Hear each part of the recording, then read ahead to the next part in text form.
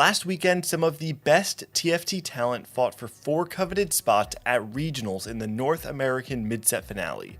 Today, I just want to break down some of my favorite moments from the event to recap it for you. Let's start off this recap with an item that I will very much miss in set 5.5, Force of Darkness. On day 1 of the tournament, Ryuyo slams a Force of Darkness early in stage 5 to try and deal some extra damage. I'll let you watch how the rest played out. The go-to sort of AP versus AP. A lot of people go in AP right now. Oh, runs into Insight right away. Poor Insight.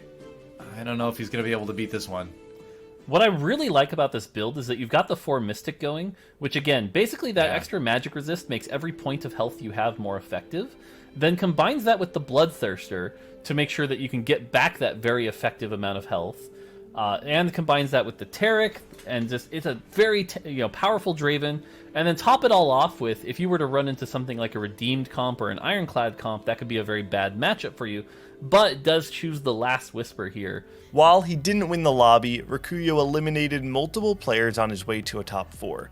But speaking of Force of Darkness, Ryuyo wasn't the only player to find success with the item. In the very next game played, Ruel says, "That was pretty good, Ryuyo, but let me show you how to win with Force of Darkness."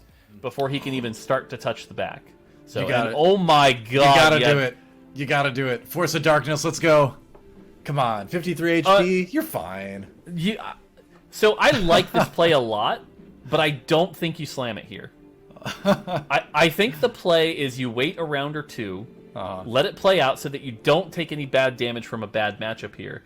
And if you drop down below 30 HP, then you slam it and make a statement and get the win. So he still doesn't have to slam this Force of Darkness. Yeah. But, he's going to do it. Here we go.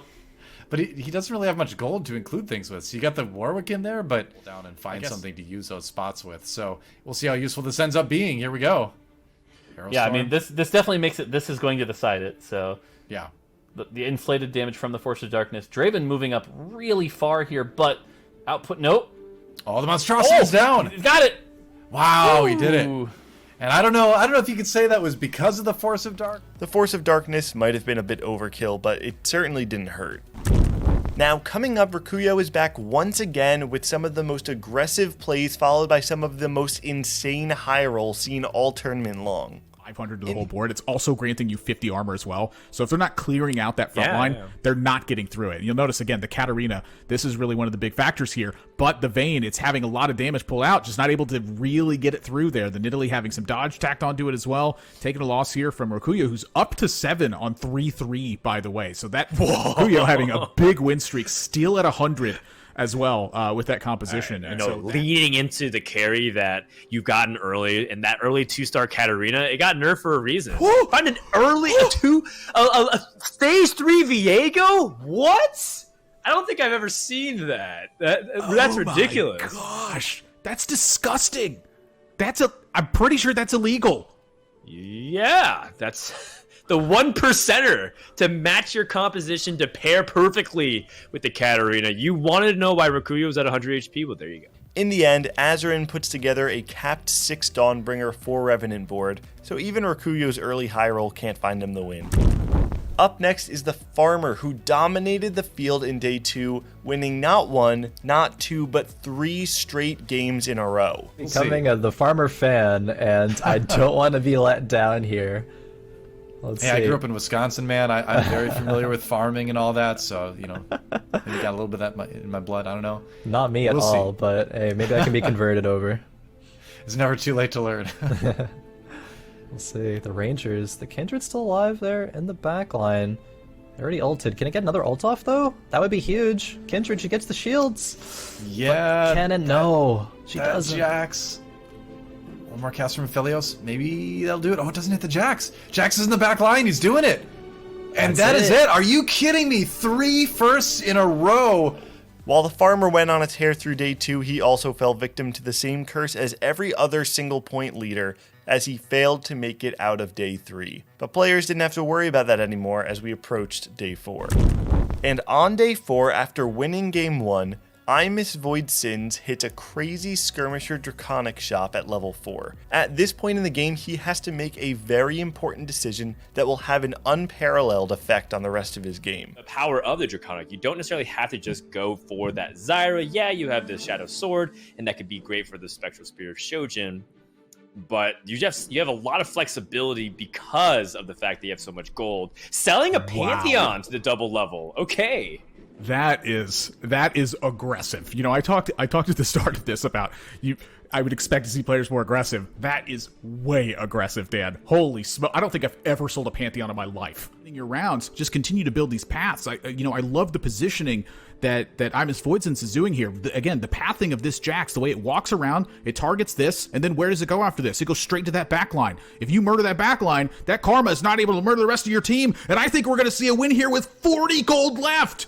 With 40 gold left and a ton of units onto the bench, he didn't even need Jax 3, just overwhelming pressure. In this game, I Miss Void Sins puts on a clinic to show how to squeeze the lobby with high-tempo gameplay and transition it into a first place. But I Miss Void Sins wasn't the only player in the lobby who had his eyes on first place. On the final day, there was a race to the finish between RobinSongs and I Miss Void Sins that really stemmed from Robin's Game 5 performance. In it, Robin played Forgotten, but put his own little twist on it. But he's not going to get on the Draven as fast as he did last time. Yeah, positioning-wise, this seems to go in Domo's favor. Last time the positioning was side swap like this, Domo, the Draven, got to do enough damage to tear through. We have seen some of the Knights get a little stronger here, but yeah, the fact that... Oh, that Thresh Hook! That Thresh Hook might buy the time! Oh, a lot of damage on the Draven. One more in the Kindred. It. Wolf does it. And RobinSongs wins the game. You can see he is ecstatic. And why wouldn't you be? How often, Mort, do you see a Vayne beating a Draven? That is not something we see very often. RobinSongs winning one of the final lobbies with a Vayne 2 carry will go down in infamy as one of the wildest lobby wins we've ever seen in tournament. And at the end of the day, the tournament came down to the final match where I Miss Void Sins and RobinSongs battled for first place. Here's how it rounded out. Thinking about right now is that I Miss Void Sins has classically shown they're good with position. Now that it's heads up, how good is their positioning? BuzzyBoo trying to see if he can make magic happen once more. Viego finally descends from the Zephyr and immediately targets the Garen. Is he going to be able to steal it? Is not able to get the Sovereign Domination off. And I think with this amount of damage pouring in, BuzzyBoo is basically at his last stand. One more time, can we see the Mordekaiser, the dodges from Italy, preventing any damage from the Infernal Rise. It counts as auto attack damage, and Mordekaiser can't do it. BuzzyBoo thumbs up. Well played. I Miss Void Sins going to close out the competition. Congratulations to I Miss Void Sins, RobinSongs, Spencer, and Mayusil for locking in their spots at regionals, alongside Kuramex, who will now take RobinSongs' spot in the snapshot qualifications. Now it's time for Set 5.5. In just a few weeks, we'll have the Giant Slayer series where 32 competitors will battle it out in a 2v2v2 format. For more information, visit us online at giantslayer.tv/TFT Esports and be sure to like and subscribe to support our channel.